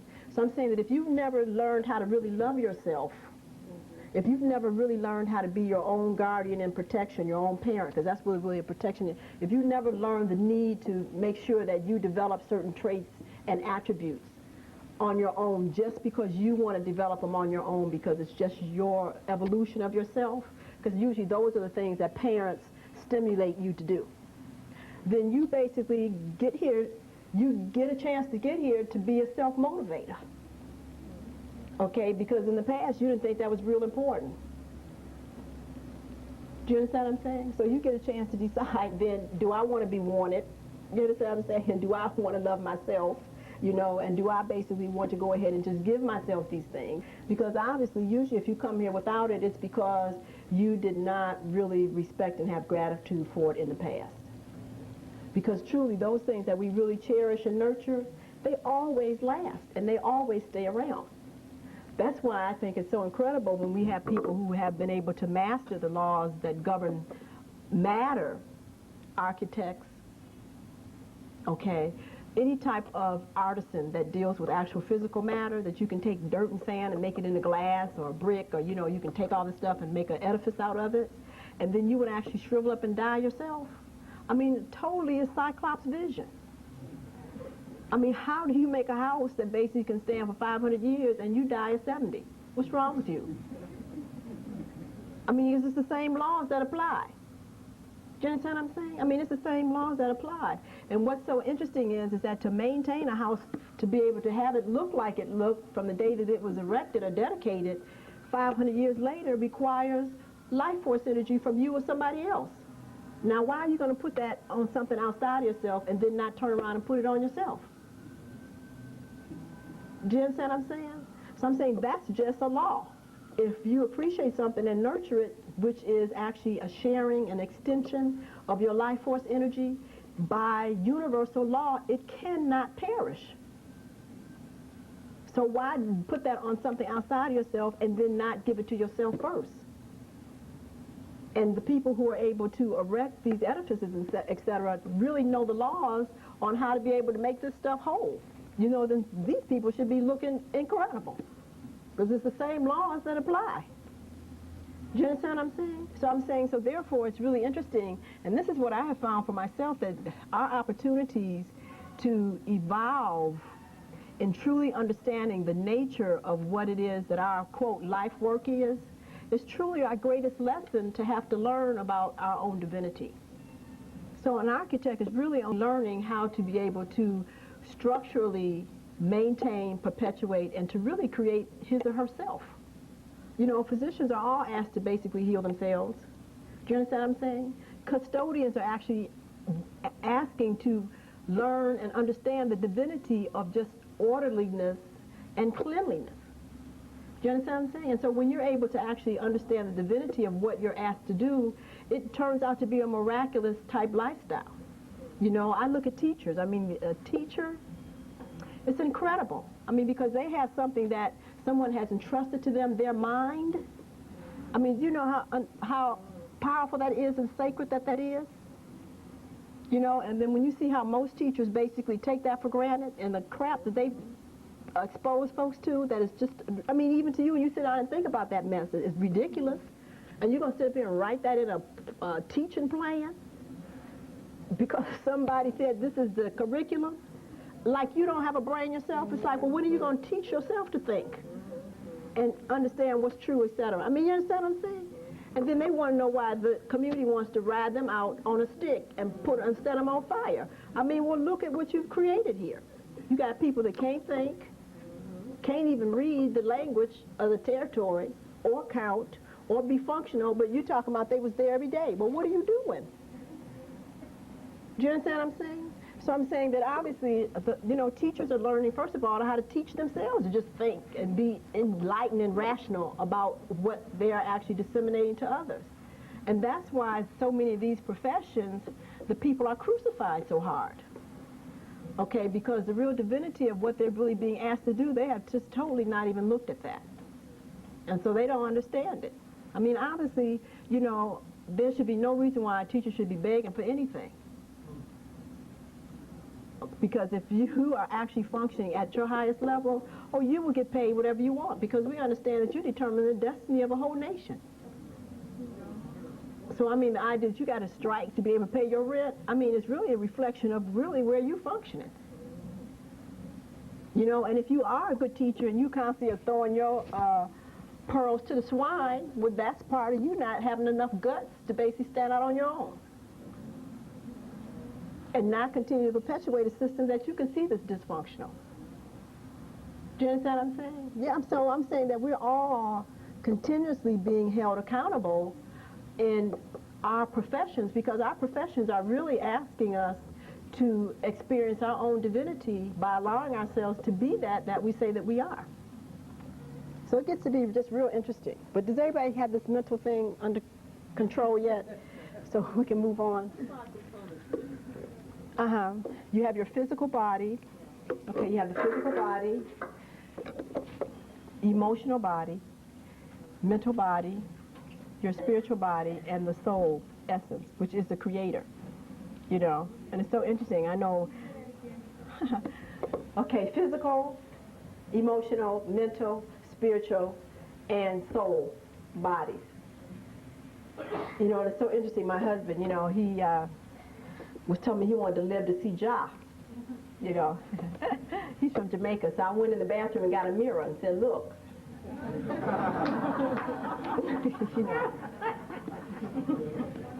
And he said, you talk such foolishness. So I'm like, no, I mean, you know, you must understand, because this is what you're going to be seeing. You understand what I'm saying? And, you know, it's about understanding that that is what you are living to see yourself, because that's, you understand what I'm saying? We've got to understand that we've got to stop the schism stuff.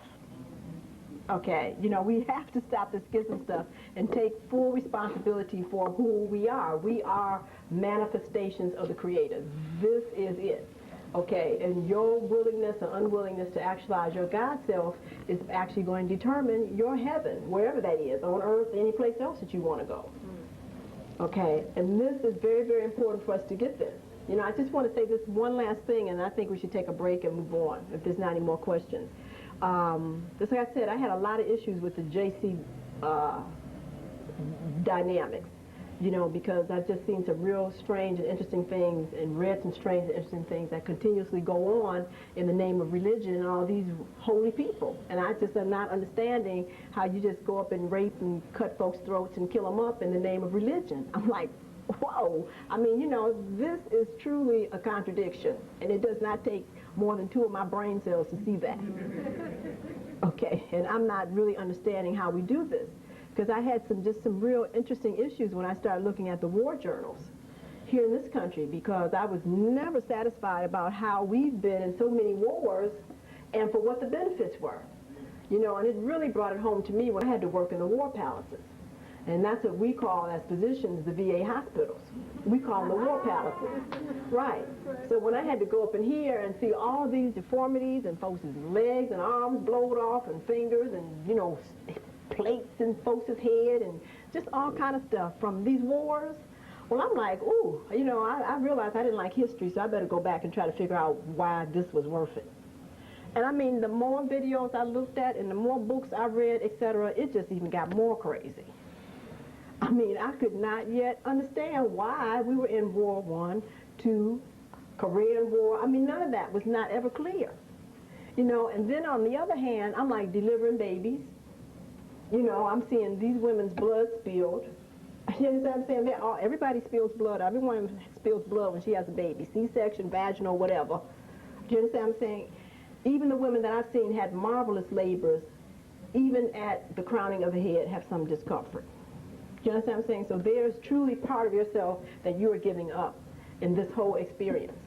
And then when you look at these war journals and you see all these women lining the street with handkerchiefs, you know, sending their actual blood off to go kill somebody else or potentially be killed, and nobody has an understanding why, I mean, I'm just floored. I'm like, well, what happened? Was there just a magic spell cast? You know, and just everybody fell into it or whatever, because nobody's asking for accountability. I mean, you're asking for my husband, my son, to go off here and kill somebody, and then you got your fingers and toes crossed, hoping that they now come back in a casket. I mean, when again, everything is round, right? So if your intent is to go off or send your seed off to kill somebody, understand that you got to expect murder. You know, and so when it comes back and everybody's down on the ground bawling, I'm like, I can't believe it. They didn't want to play the game. Because if you're going to go out talking about you're going to kill somebody, you got to be ready to die. You got to be ready to die, and you got to be prepared for all of that. So I do not understand why you're down on the ground bawling, because you knew that that was what potentially was going to come back home.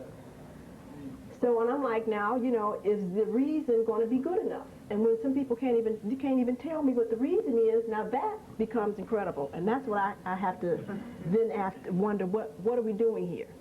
Then when we see supposedly the ministers and the priests and things over here in the battlefield, talking about in the name of Jesus Christ or whoever, you know, it's, and I'm like, okay, wait, okay. Everybody agrees to the 10 Commandments, and the thing it says in there, thou shalt not kill. Right. But now we got the ministers over here talking about the 10 Commandments on one hand, but then get them on the other. And I'm like, I don't understand it. Then we have our soldiers over here, again, that many are in shell shock or whatever else happened to them, etc. And then when you realize that they are being experimented on, I think that was one of my greatest things about the VA hospital, that I was not really happy about the fact that, okay, if the agreement says that, you know, we're going to take care of your medical wounds, etc., you know, it was some very, very interesting things that was actually going on in the VA hospitals that I said that I could never, ever work in one. Okay, and I think they got real clear to all veterans when they saw how they were treated from Vietnam. Okay, that the whole thing was basically a sham, because now, you know, supposedly you figured out how people could survive from spinal cord injuries, you know, but yet still we having some issues now about even breaking the sidewalk down so you can get up and down on the sidewalk to live. I mean, you got to protest and a whole bunch of other stuff like this. What are we doing? So, you know, again, understand that there's nobody to blame, and this is what's so interesting. We can't blame anybody but ourselves, because there's no institution that actually stands and functions on a daily basis except based on the individuals that support it. And this is what we have to begin to understand.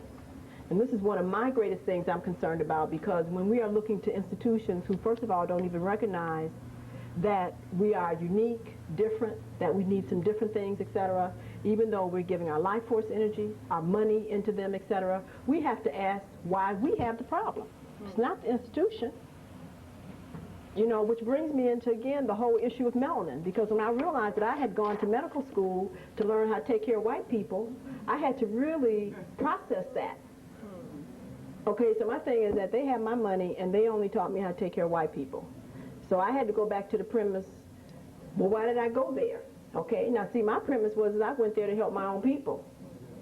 But now the key is that I made some assumptions and didn't get an understanding and ask the right questions.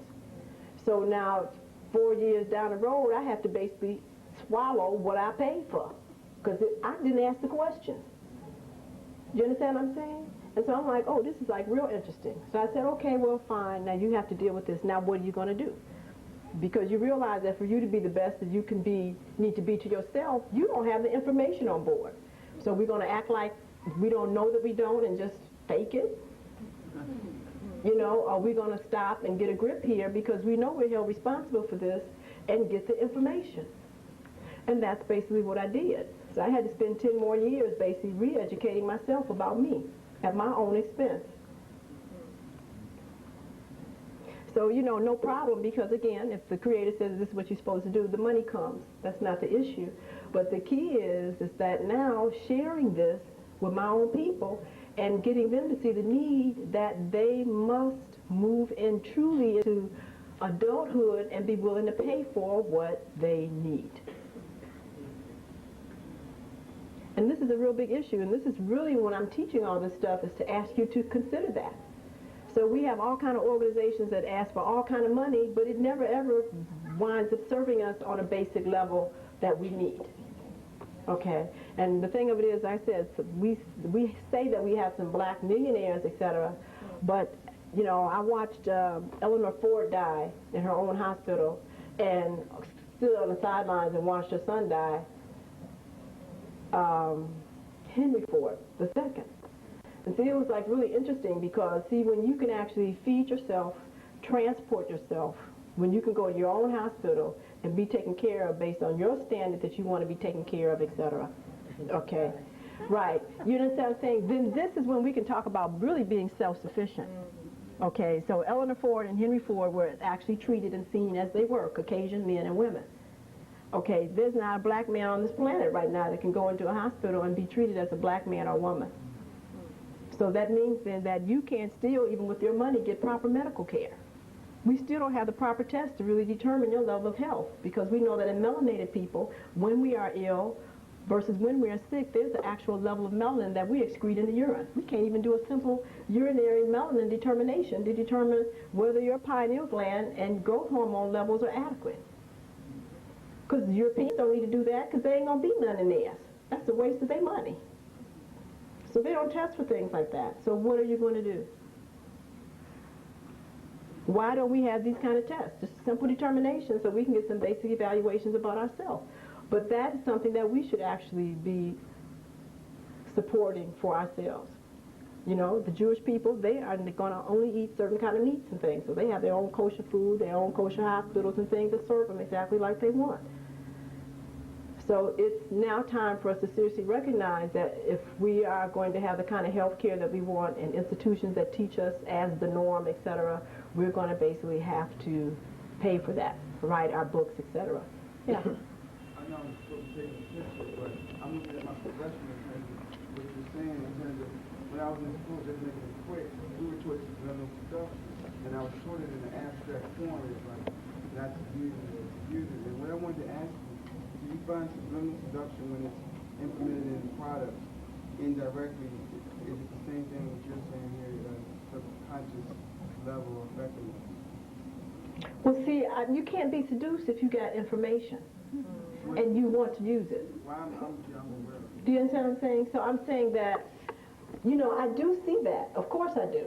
Okay, but I'm just, you know, again, you know, and that's my thing to continuously cross in and out of myself is to recognize that, you know, that's why I feel that the writing that I do, the lecturing that myself and other sisters and brothers are doing about the need for us to know ourselves and to want to have institutions that are structured around us as the norm, okay, is so important, because then what happens is that you will see that as subliminal seduction, or you will see that as misadvertisement that is not applicable to you, and you will note it, but you'll just move on. Okay, and a good example of that is these blip blopper lenses. I mean, you know, so they have this black man here that's singing this rap song that's trying to tell me about why I need to wear these particular glasses that block out all UV light. Well, I mean, I know that for melanated people, ultraviolet radiation is very important for us, for the brain. And we already have enough rhodopsin in the eye that if the UV concentration is too intense, that our melanin will automatically absorb it and neutralize it. So, you know, these bleep bloppers are definitely needed for Caucasians because they don't have any rhodopsin in the back of the eye. So, of course, for them to basically have to take direct UV light intensity of any duration is damaging to their nerve endings because they're not shielded with melanin. I got a natural sunglass here, can't you see? It's brown. And so therefore I don't need anything on my eyes. You understand what I'm saying? So these are definitely for melanin recessive eyes, without question. So therefore I'm asking myself, now why do they have this black person up here, you know, rapping, okay, about these glasses? And obviously I realize it's because they're interested in getting an interest in a market, okay, that looks like him and obviously is attracted to that kind of language and music, which is rapping, okay, to buy this product. But it's an inappropriate product that shouldn't even be solicited to us. But see, that again comes into an awareness of understanding who you are. So my thing is that, you know, when we start singing, you know, Kentucky Fried Chicken songs and sit down talking about eating Big Macs, etc., it now comes into an awareness level of who you are so that you can't be mismarketed to. And also, I think that if we are supporting these celebrities and these people that we financially help to make them who they are, that they have to also be responsible to our youth, not to misdirect them. So therefore, these people need to understand that, you know, we do not do well eating diets that have high concentration animal fat and protein. And so therefore, we're not going to advertise food products that are alien to the best interests of our body. And so therefore, you know, if you want us to continue to buy your records or whatever you do, you know, go to your basketball games or whatever, you cannot take money from them. Not to sit up here and basically talk about, I need to take my kids to eat the McDonald's or whatever. No. You understand what I'm saying? Because that's not in our best interest. But see, the accountability only comes when, first of all, everybody has the knowledge, okay, and then everybody basically knows that you're going to support each other in making sure that everybody's taken care of so that you don't have to go outside of your natural self to prostitute yourself for money. You know, so it's a whole circle that has to be walked here. So we just can't just point the finger at them and tell them that they're terrible people for going over here, you know, singing a whole song for KFC. You understand what I'm saying? I mean, so it has to be a whole thing that everybody has to understand that, you know, this is things that we don't involve ourselves in because it's not in our best interest for our health. You know, and if Caucasians want to sing and dance for KFC, I think they should because they need that. You know, and when I deal with my Caucasian patients, unless they have a tremendous amount of melanin on board, I never recommend that they actually become vegetarians because their protein needs are extremely high because they do not recycle proteins and fats. They recycle very little. They kick it out every 24 hours in the urine. And so they're not actually living off something or somebody else's plants that are concentrated or they got a cocktail kicked together that they can drink. They got to have somebody else's nutrients. And so I'm definitely more interested in them eating fish and chicken than me to replace it.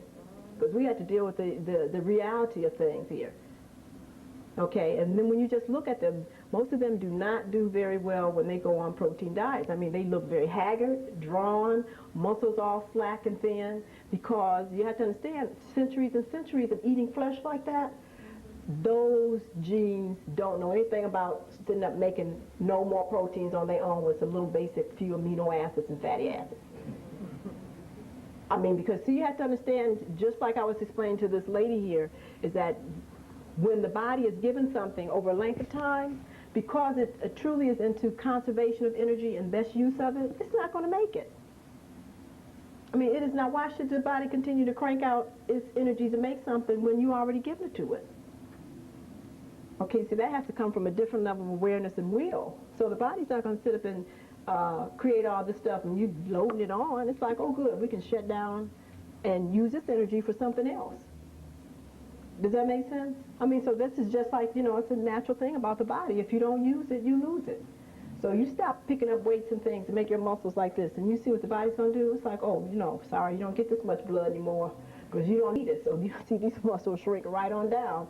And only until you create a need for that blood to basically go to these muscles to actually make them hypertrophy, etc., it has to be a need created. Do you understand what I'm saying? So I'm saying that, you know, we have to start honoring these different propensities about ourselves. And we do not do well with these kind of foods, and we just have to deal with it. We are eating an alien diet relative to our genetic makeup and structure. You know, there's a whole study that's been done on light, and they were talking about the dangers of light and the types of frequencies of light, especially with these fluorescent lights in classrooms. So they did some studies. They had some cameras in the walls, behind some mirrors, and they watched the hyperactive kids, which were the ones that were most darkest, the ones that had the most melanin, and they had these very abnormal frequencies of cool blue and this pink something, fluorescent lights in the ceiling. And these kids jumped up and down and wiggled and squirmed all day long. So they actually took the lights out and actually put a frequency of light in it that had a longer UV spectrum, etc. And they filmed the kids again for 2 whole weeks. The children joined the class, were able to sit in their seats totally alert.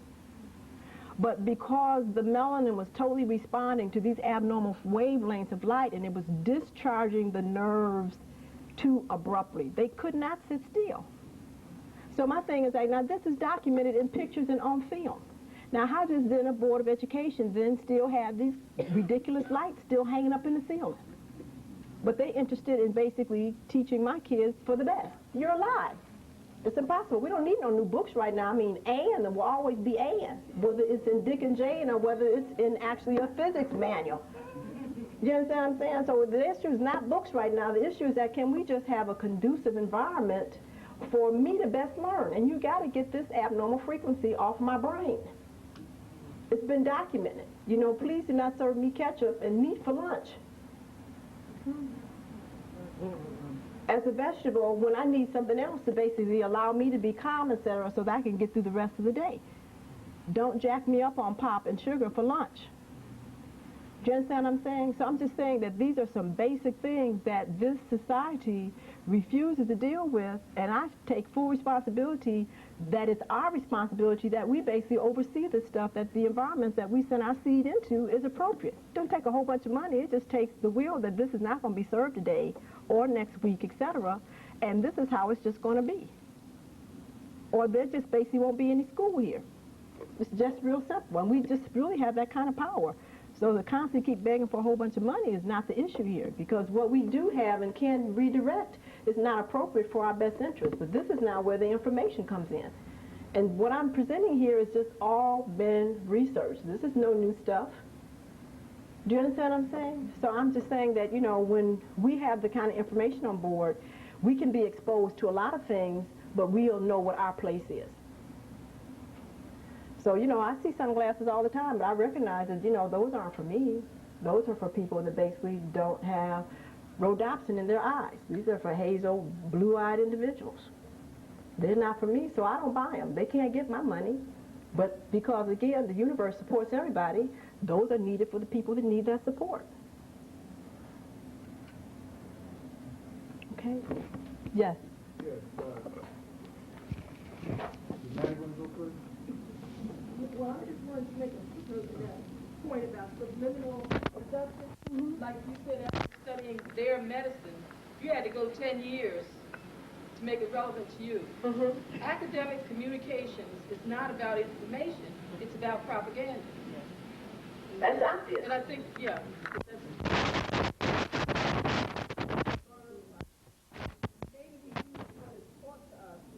as a reference. Exactly. But we have to learn from our relationship with the captors what they don't know, not what they know.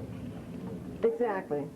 Well, see, when we go into melanins, and then you'll begin to understand why, unless we who are aware begin to come into some realizations about making some plans, that, you know, all of this is really futile. Okay, because again, I was talking about the tree of evolution, you know, that the chicken and the rooster and the whatever takes, etc. We have that same tree of evolution for humans. Okay, and the most highly evolved human on the planet is the melanin dominant human being of all humans. Okay, I mean, and this is basically known. And, you know, and so when you understand that, then that means that if you're talking to a sister or brother, okay, that you realize has many likenesses, but also has definite unlikenesses, okay, that you have to hold your position as an authority. Okay, and it has nothing to do with better than, but it has something to do of recognizing what you know, okay, relative to who you are, and honoring that. Okay, you understand what I'm saying? And honoring that. Young people go get these degrees and feel that they've learned something relevant. And I think it's important that they do what you did. You know, check it out, and then enhance it with something that is relevant. Right, but see, that's also a cultural deviation that we have all nurtured. Okay, because we do not, first of all, ask our children to express their perception of who they are and what they think they should be doing. Okay, we immediately jump on the bandwagon about what they to become and what I want for you to do and whoa, what I didn't do and just a whole bunch of other stuff. Do you understand what I'm saying? And so then we have a whole social clique about, oh, isn't it wonderful, girl, she's doing this, and I'm so proud, and yada, yada, this, that, and the other. Ain't asked the poor girl or boy what it is they want to do at all, or just miss their stuff. You know, and I really have that kind of compassion for our artists. Okay, I mean, because, you know, we have some of the most creative people I have ever seen that are over here typing on typewriters and doing all kind of ridiculous stuff. I have never seen it before in my life, you know, and it's because they can't get any support, because they've been told that is ridiculous. You better get your butt over here and get a job, unquote, quote, unquote. And my thing is that, okay, now this goes into a whole bunch of other things about not understanding how the universe works. Okay, because now if Picasso can basically draw some squiggly lines and get paid billions for his stuff, now why is it that you don't see your little son or daughter over here with their stuff being able to do the same thing?